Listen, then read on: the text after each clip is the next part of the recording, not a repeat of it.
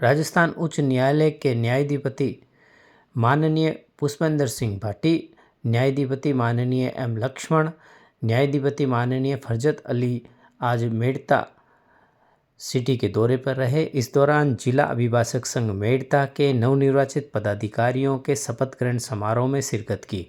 समारोह के दौरान जिला एवं सत्र न्यायाधीश माननीय अरुण कुमार बेरीवाल, जिला बार संघ अध्यक्ष जितेंद्र सिंह शेखावत सहित न्यायिक अधिकारियों, बार संघ के सदस्यों द्वारा न्यायाधिपति महोदया का अभिनंदन किया गया। नवनिर्वाचित बार संघ पदाधिकारियों को शपथ दिलाई गई। इससे पूर्व जिला एवं सत्र न्यायालय परिसर में पौधारोपण किया गया। समारोह के बाद में भक्त शिरोमणि मीराबाई व भगवान श्री चार भुजनाथ मंदिर के दर्शन किए। आए हुए सभी अतिथियों ने न्यायिक अधिकारियों ने मेड़ता के न्यायिक अधिकारियों के कार्य को अच्छा बताया। साथ ही बार संघ द्वारा किए गए अभिनंदन की भूरी प्रशंसा की। कई लोग आप में से जानते होंगे और मेड़ता और चित्तौड़गढ़ का बड़ा संबंध है।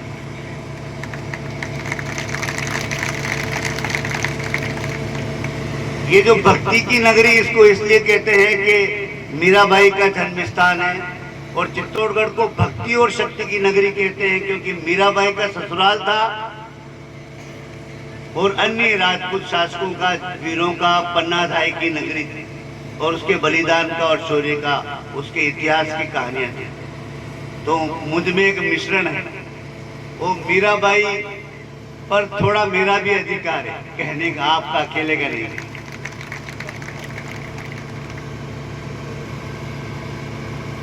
छोटी जगह पर काम करते हुए मैं वरिष्ठ अधिवक्तागण को संबोधित नहीं कर नौजवान अधिवक्तागण को संबोधन के तौर पर ये आग्रह अनुरोध करना चाहूँगा, और बल्कि उनको इंस्पायर करने के लिए, उनको मोटिवेट करने के लिए, उनको उत्प्रेरित करने के लिए कहना चाहूँगा कि छोटी जगह पर काम करके भी आप काफ़ी सफलता हासिल कर सकते हैं, कामयाबी हासिल कर सकते हैं।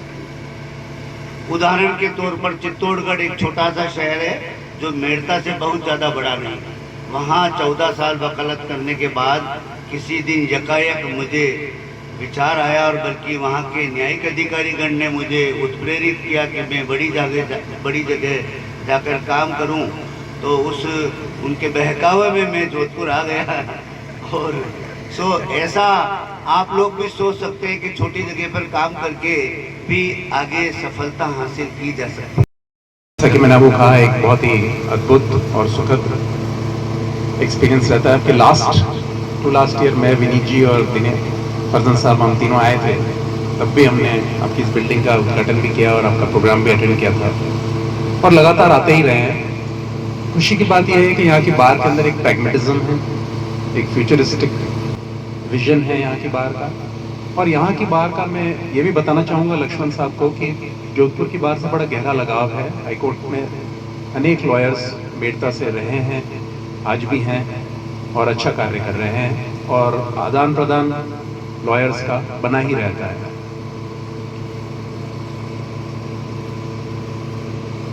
एक बार और बेंच के सामंजस्य का एक अद्भुत, मैंने इन दिनों एक प्रसंग देखा, और वो हम सबके बीच में एक नाम से जाना जाता है, वो है टारगेट केस।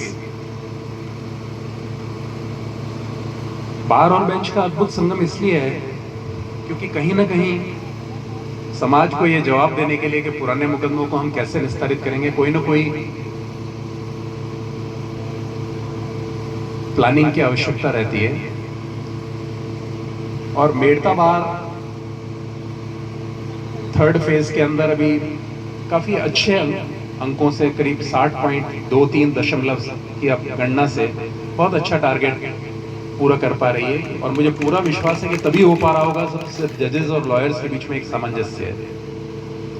कई बार ये पूछा जाता है कि इन टारगेट केसेस के पीछे क्या था, क्या है। सिर्फ एक छोटी सी 31 सेकंड की बात सारी बार और बेंच को इस बधाई के साथ बताना चाहूँगा कि न केवल मेड़ता की भूमि, मेड़ता की बार और मेड़ता की बेंच और मेड़ता न्याय जजशिप इसमें अग्रणी है, पर मैं आपको ये भी बताना चाहूँगा कि ये कोई रीजनल इशू नहीं है कि राजस्थान तय करे कि कौन सा जज 50 करेगा, 25 करेगा, 10 साल, 22 साल, 30 साल। राजस्थान की अपनी पॉलिसीज खुद की रही है, लेकिन जब राष्ट्रीय लेवल पे इस बात पे चिंतन हुआ कि किस प्रकार से मुकदमों का निस्तारण होना चाहिए, तो कन्याकुमारी से कश्मीर तक हर राज्य एक सिंगल पॉलिसी से गवर्न हुआ, एक सिंगल पॉलिसी बनी नेशनल लेवल पे। आज अगर हमारे जज के पास 50, हमारी जज और उनकी कोर्ट के अधिवक्ताओं के पास 50 मुकदमों का टारगेट है, या किसी के पास फैमिली कोर्ट्स वगैरह के पास ज़्यादा है, ये सारा टारगेट कहीं भी राजस्थान से रिलेटेड नहीं है।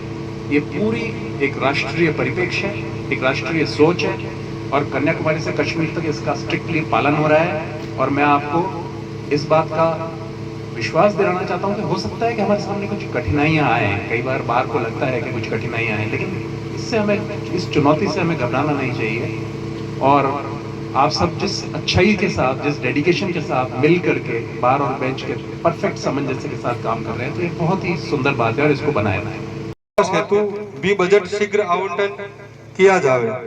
अधिवक्तागण के चैम्बर्स के लिए 50 चैम्बर्स का बजट स्वीकृत कर चैम्बर्स का निर्माण करवाया जाए। जब भी राज्य सरकार नए न्यायालयों के लिए मेड़ता की सहमति हेतु निवेदन करे तो श्रीमान मेड़ता को वरीयता देकर शीघ्र कार्रवाई करावें। हमें जब जब माननीय न्यायाधिपतिगण के आशीर्वाद सने प्यार की आवश्यकता महसूस हुई, माननीयों ने समय समय पर मेड़ता पधार कर आशीर्वाद बनाए रखा। वे आशा है कि श्रीमान आगे भी समय समय पर इसी तरह हमें आशीर्वाद प्रदान करते रहें। भगवान चारभुजानाथ की कृपा से हमारी इच्छा है कि आप माननीय सर्वोच्च न्यायालय में न्यायाधिपति नियुक्त होकर मेड़ता पधारे, चीफ जस्टिस बने, हमें आशीर्वाद प्रदान करें, तब हमें एक अलग ही अनुभूति महसूस होगी। हम विश्वास दिलाते हैं कि जिस पद पर हम निर्वाचित हुए हैं, आपकी उम्मीदों पर खरा उतरने का पूर्ण प्रयास करेंगे। आप माननीय महोदय ऐसे ही हमारे ऊपर ऐसे ही आशीर्वाद बनाए रखें। आप अमूल्य समय निकालकर हमारे बीच पधारें। आप सभी का हार्दिक आभार।